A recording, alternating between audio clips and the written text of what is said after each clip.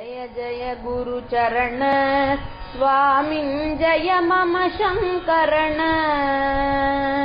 जय जय काञ्ची मठ निलयाखिल भक्त हृदय निलय भगवन् जय जय गुरुचरण।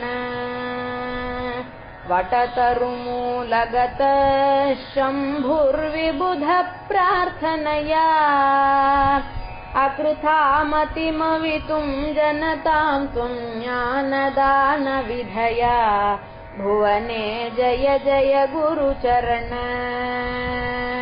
कलिमलमपहन्तुं देशिकजनिरहितोऽपि भवान् आर्या शिवगुरुपुत्रो जायत शङ्कर नाम।